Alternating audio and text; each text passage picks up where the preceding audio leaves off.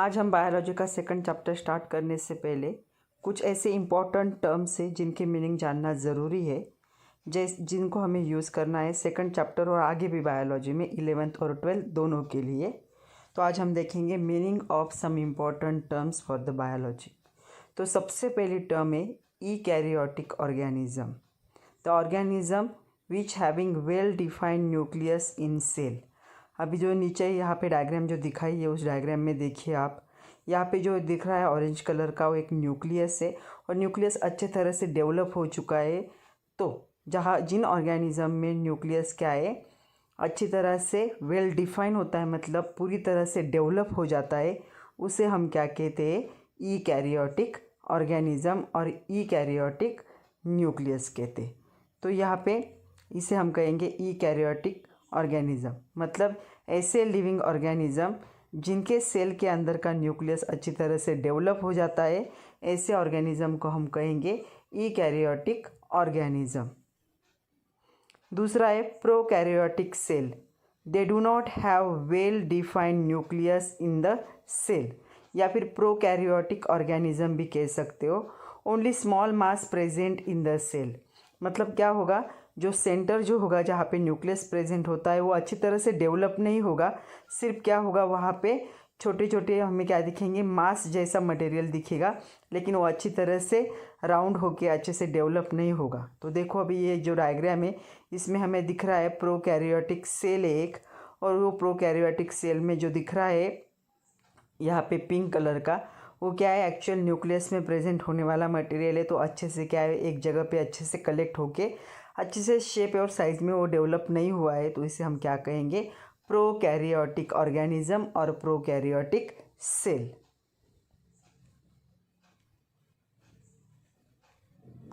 तीसरा देखोगे unicellular. Unicellular किसे कहते हैं, यूनि का मतलब होता है सिंगल, तो दे आर मेड और फॉर्म बाय सिंगल सेल। ऐसे ऑर्गेनिज्म जो सिंगल सेल से बनते हैं उनको हम क्या कहेंगे, यूनिसेल्यूलर, एक ही टाइप के सेल से बनेगी। और इसके एग्जाम्पल है amoeba, paramecium and the euglena. ये जो है एक ही सेल से बनते, सिंगल सेल से बनते, एक ही टाइप का सेल प्रेजेंट होता है इनके बॉडी में, तो इनको हम कहेंगे यूनिसेल्यूलर ऑर्गेनिज्म। बाद में multi cellular, form by many cell. अगर हम ह्यूमन बींग्स है तो हमारी जो बॉडी है तो मल्टी सेल से बनी हुई, मतलब हमारे हार्ट में प्रेजेंट वाले सेल अलग होंगे, हमारे स्किन पे प्रेजेंट होने वाले सेल अलग होंगे, हमारे बोन्स के आजू बाजू में जो सेल होते हैं वो अलग होंगे, हमारे ब्लड के सेल अलग होंगे, मसल के सेल अलग होंगे, फैट के सेल अलग होंगे, बोन टिश्यू अलग होंगे। तो हमारी बॉडी में क्या है, मल्टीपल टाइप के, मतलब मेनी टाइप के सेल प्रेजेंट है, तो हमारी बॉडी क्या हो गई, मल्टी सेलुलर हो गई। नेक्स्ट है क्लोरोफिल। तो जो प्लांट होते हैं, प्लांट में जो ग्रीन कलर के पिगमेंट होते हैं, पिगमेंट मतलब ग्रीन कलर्ड मटेरियल जो प्रेजेंट होते हैं उनको क्या कहते हैं, क्लोरोफिल। तो हमने देखा है जितने भी प्लांट अवेलेबल है, मोस्ट ऑफ 90 to 95% जो प्लांट होंगे उनके लीफ हमें कैसे दिखते हैं, ग्रीन कलर के दिखते हैं, तो उसे हम क्या कहेंगे, क्लोरोफिल कहेंगे। और इसी क्लोरोफिल के हेल्प से प्लांट क्या करते हैं, फोटोसिंथेसिस प्रोसेस करते हैं। नेक्स्ट है न्यूट्रिशन। ये बहुत इंपॉर्टेंट पार्ट है जिसका यूज़ हमें 11th और 12th दोनों जगह पे होने वाला है।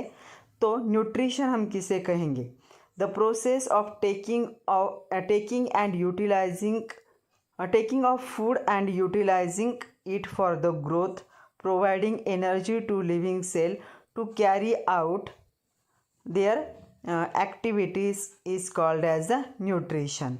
तो जो हम फूड लेते हैं वो फूड लेना, उसका यूटिलाइजेशन करना किसके लिए, ग्रोथ के लिए, means to increase the size. उससे हमें क्या मिलेगी, एनर्जी मिलेगी। किसे, जो लिविंग सेल है उसे। क्यों, क्या कर सकता है उस एनर्जी से, वो अलग अलग एक्टिविटीज़ को क्या कर सकता है, कैरी कर सकता है। तो हमें जब एनर्जी मिलती है तो उसकी वजह से हम अलग अलग एक्टिविटी कर सकते हैं, दौड़ सकते हैं, उठ सकते हैं, बैठ सकते हैं, बात कर सकते हैं। तो उसके लिए जो एनर्जी की ज़रूरत है वो हमें फूड से मिलती है। हमारी बॉडी की ग्रोथ भी होती है धीरे धीरे, तो वो भी होती है because of taking of food. तो इसे हम क्या कहेंगे, न्यूट्रिशन कहेंगे। All the organisms do not have same mode of nutrition. सारे एनिमल या सारे ऑर्गेनिज्म जो अर्थ पे अवेलेबल है सबका न्यूट्रिशन सेम नहीं होगा। Different organisms have different method of obtaining and utilising food. तो अलग अलग ऑर्गेनिज्म जो होते हैं उनका जो मोड ऑफ न्यूट्रिशन है वो अलग अलग होता है और वो डिफरेंट वे से क्या करते हैं, अपना फूड यूटिलाइज करते हैं। Based on the mode of nutrition the living organisms are classified into two group. तो दो क्लास बनते, एक होगा ऑटोट्रॉपिक और दूसरा होगा हेट्रोट्रॉपिक। उसके बाद है फोटोसिंथेसिस किसे कहते, ऐसी टर्म है फोटोसिंथेसिस कि उसमें क्या होते हैं, दो वर्ड है, एक वर्ड है फोटो और दूसरा है लाइट। मतलब और फोटो का मीनिंग होगा लाइट और दूसरा वर्ड है सिंथेसिस मतलब टू मेक, प्रिपरेशन करना। तो फोटोसिंथेसिस का मीनिंग है विथ हेल्प ऑफ लाइट। जब सिंथेसिस होता है फूड का प्लांट में उसे हम क्या कहेंगे, फोटोसिंथेसिस। और जो प्लांट फोटोसिंथेसिस करते उनको प्रोड्यूसर भी कहा जाता है। अभी फोटोसिंथेसिस की रिएक्शन देखो, carbon dioxide with water in presence of sunlight with help of chlorophylls present in leaf of plant, formation of carbohydrate C6H12O6, इसे ग्लूकोज भी कह सकते हो, एंड रिलीज ऑफ ऑक्सीजन। तो हमें पता है प्लांट कार्बन डाइऑक्साइड यूज़ करते हैं और ऑक्सीजन रिलीज करते हैं ड्यूरिंग फोटोसिंथेसिस प्रोसेस। एक बेनिफिशियल प्रोसेस है और जो प्लांट इसे करते हैं उसे क्या कहते हैं, प्रोड्यूसर कहते हैं, क्योंकि ये क्या कर रहे हैं, फूड साइकिल को या फूड चेन को स्टार्ट कर रहे हैं। नेक्स्ट है chemosynthesis, preparation of own food by using chemicals. मतलब सनलाइट या क्लोरोफिल के एब्सेंस में, मतलब डार्कनेस में जो प्रोसेस होगी केमिकल की वजह से होगी, preparation of food by using chemical, उसे हम कहेंगे केमोसिंथेसिस। केमो मतलब chemical, synthesis means preparation of food.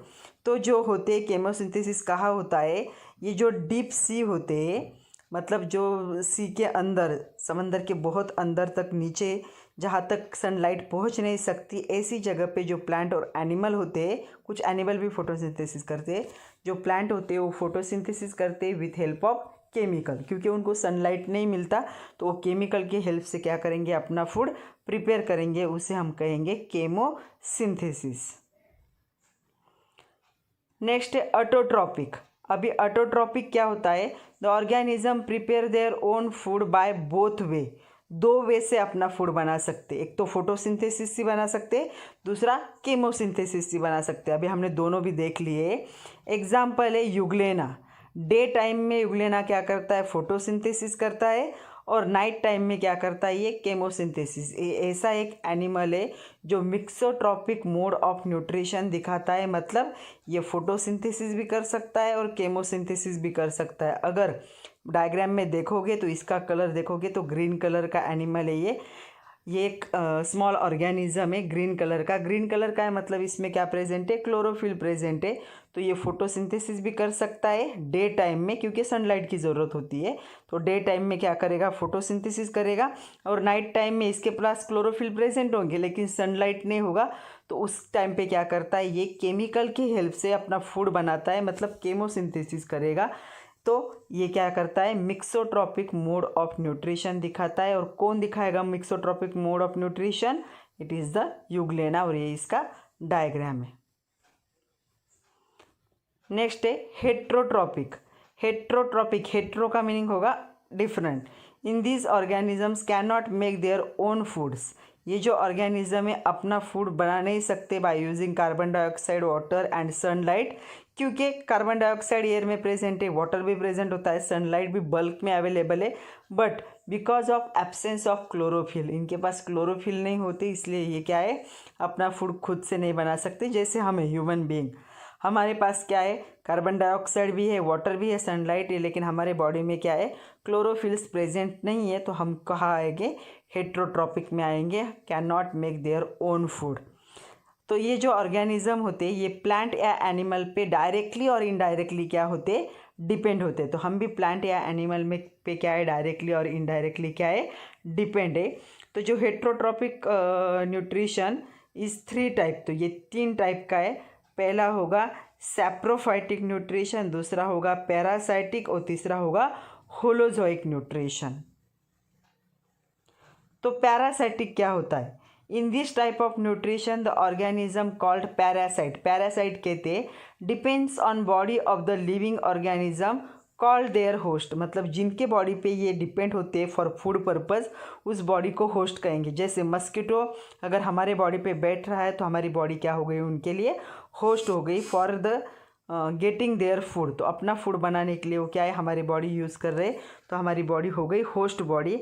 तो बहुत सारे वायरस, बैक्टीरिया, फंगाई, एनिमल ये क्या करते, ये कौन सा मोड ऑफ न्यूट्रिशन दिखाते, पैरासाइट मोड ऑफ न्यूट्रिशन। तो इनको हम कहेंगे parasite. The organism which depends on living organisms host for food are called as parasite. तो पैरासाइट अभी हमने देखा क्या था। तो ये जो पैरासाइट है इसके दो टाइप है, एक बॉडी के बाहर प्रेजेंट होते हैं और एक बॉडी के अंदर प्रेजेंट होते हैं। मतलब ये किसी लिविंग ऑर्गेनिज्म के बॉडी पे डिपेंड है। तो कुछ ऐसे पैरासाइट होंगे जो बाहर प्रेजेंट रह के क्या करेंगे, होस्ट के बॉडी पे मतलब फूड के लिए डिपेंड होंगे, और कुछ बॉडी के अंदर जाके। तो इसके दो टाइप है पैरासाइटिक के। एक है ectoparasite. Ectoparasite are those parasite which obtain their food from their host by remaining outside the body of their host. For example mosquitoes, या फिर टिक कह सकते हो, लाइस कह सकते हो, बेड बग कह सकते हो। तो ये सारे जो एनिमल्स है ये क्या है, बॉडी के बाहर प्रेजेंट रहते और किसी लिविंग ऑर्गेनिज्म के बॉडी पे क्या करते, अपना सर्वाइव करते फॉर फूड पर्पज़। नेक्स्ट है एंडोपैरासाइट। तो जो एंडोपैरासाइट्स होते हैं, those parasite which obtain their food from their host by remaining inside the body of the host. तो बॉडी के अंदर जाते, जैसे कि है क्रेरिस है, प्लाज्मोडियम है, उसके बाद है टैप वॉर्म है। तो ये टैप वॉर्म जो होते हैं ना, हमारा जो ड्रिंकिंग वाटर होता है उसमें प्रेजेंट होते हैं। इतने स्मॉल होते हैं कि वो दिखते भी नहीं, बहुत स्मॉल होते हैं। तो ये क्या करते हैं, हमारे बॉडी पे डिपेंड होते हैं। पानी जब हम पीते तो हमारे साथ बॉडी के अंदर चले जाते हैं और बॉडी के अंदर जाके क्या करते, फूड सक करते। इसलिए इनको हम कहेंगे एंडोपैरासाइटिक, मतलब ये होस्ट के बॉडी के अंदर जाके क्या करेंगे, अपना फूड लेंगे। Saprophytic, it is the organism obtain their food from the dead और डिकेइंग ऑर्गेनिज्म। मतलब जो डेड और डिके ऑर्गेनिज्म होते हैं, जैसे माइक्रो ऑर्गेनिज्म से, इनको हम डीकम्पोजर भी कहते हैं। तो ये डेड प्लांट या डेड एनिमल के बॉडी पे प्रेजेंट होते हैं, उनको डीकम्पोज करते हैं, मतलब डीकम्पोजिंग द ऑर्गेनिक मैटर जो भी प्लांट और एनिमल के बॉडी में होता है, इसे ये डीकम्पोज करते हैं, इसलिए इनको डीकम्पोजर भी कहते हैं। फॉर एग्जाम्पल माइक्रो ऑर्गेनिज्म, जो बैक्टीरिया होते हैं वो, मतलब कोई भी एनिमल डेड होता है तो हमें पता है कुछ दिनों के बाद क्या होने लगता है, उसमें से स्मेल आने लगती है। अगर कोई सपोज रास्ते पे कोई कुत्ता मर गया तो साइड में, रोड के साइड में फिर भी स्मेल आता है। स्मेल क्यों आ रहा है, क्योंकि ऑर्गेनिज्म क्या कर रहे हैं, उस बॉडी का डीकम्पोजिशन कर रहे हैं। तो वो ये क्या है, ये एक एटमॉस्फेरिक क्लींजर का काम करते हैं। ये सैप्रोफाइट क्या कर रहे हैं, उस बॉडी को पूरी तरह से डीकम्पोज करके उसे हटा रहे हैं फ्रॉम द एटमॉस्फियर। तो ये क्लींजर का काम करते, तो इनको हम कहेंगे डीकम्पोजर और saprophytic. Then a holozoic, it take place in these organism which take solid or liquid food through their mouth inside the body। जैसे कि हम क्या करते हैं, हमारे बॉडी के अंदर माउथ से क्या है, सॉलिड और लिक्विड फूड को क्या करते, ले सकते हैं। तो इसके एग्जांपल है human being, dog, cat, lion, deer, cow, ये सारे है। तो जो होलोजोइक न्यूट्रिशन होता है वो दो टाइप का होता है, एक होगा हर्बीवोरस, दूसरा होगा कार्निवोरस, तीसरा भी है ओमनिवोरस। मतलब ये दोनों टाइप पे डिपेंड होता है।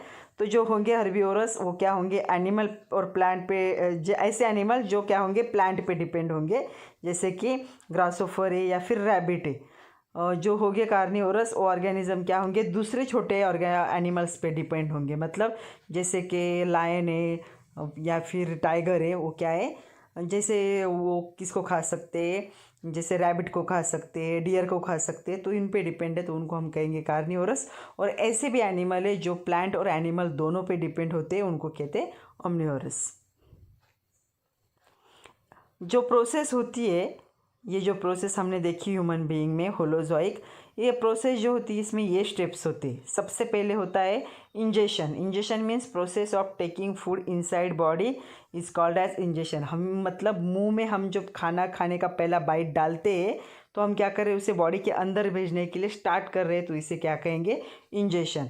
इंजेक्शन में क्या होता है, जो फूड है उसे मुंह में लेना है, हमारे दांतों से उसको चबाना है, उसमें अच्छे से सलाइवा को मिक्स करना है, फिर उसे हमें क्या, हमारे डाइजेस्टिव सिस्टम में क्या करना है, पास करना है। दूसरा है digestion. In this process injection food converted into simple form with help of the digestive enzyme. तो जो डाइजेस्टिव एंजाइम प्रेजेंट होते हैं हमारे डाइजेस्टिव ट्रैक्ट में, तो वो क्या करते हैं, इस फूड को सिंपलेस्ट फॉर्म में क्या करते, कन्वर्ट करते। उसके बाद क्या होता है, जो फूड में जो न्यूट्रिशन प्रेजेंट होता है उसे बॉडी क्या करती है, एब्सॉर्ब करती है। तो नेक्स्ट स्टेप होगी absorption. In this stage the food digested in the second step is absorbed into the cell of body. जो हमारे बॉडी के सेल है उनको एब्सॉर्ब करते ताकि वो उनसे एनर्जी ले सके। उसके बाद होगा एसिमिलेशन। इस प्रोसेस में क्या होता है, जो फूड एब्सॉर्ब हुआ है, ये जो स्टेज होगी इसमें क्या किया जाएगा, एब्सॉर्ब्ड होता है in third step by the various cell. तो वो क्या होगा, लेने के बाद एब्सॉर्ब करते हैं सेल इसको, उसे कहेंगे एसिमिलेशन। मतलब खुद में वो क्या करते, उस एनर्जी को समा लेते। उसके बाद होगा इजेशन। तो इंजेक्शन एंड इजेशन में फ़र्क है। इंजेक्शन मतलब अंदर लेना और इजेशन मतलब बॉडी से बाहर निकालना। ये जो होंगी फाइनल स्टेज होगी होलोजोइक न्यूट्रिशन की, जहाँ पे जो भी वेस्ट मटेरियल है हम क्या करते, बॉडी से बाहर निकालते, जिसे स्टूल भी कह सकते। यहाँ पे देखो, हेट्रोट्रॉपिक एंड ऑटोट्रॉपिक दो मोड ऑफ जो न्यूट्रिशन हमने देखे थे उसके टाइप है। पैथोजन किससे कहते हैं, जो डिसीज़ कॉजिंग बैक्टीरिया होता है, मतलब जिनकी वजह से जो बैक्टीरिया बॉडी में जाने की वजह से डिसीज़ होते हैं, उन डिसीज़ कॉजिंग बैक्टीरिया को क्या कहते हैं, पैथोजन कहते हैं। ओके, तो आज के लिए इतना ही था। पढ़ते रहिए, खुद का ख्याल रखिए। नेक्स्ट लेक्चर में हम क्लासिफिकेशन स्टार्ट करेंगे।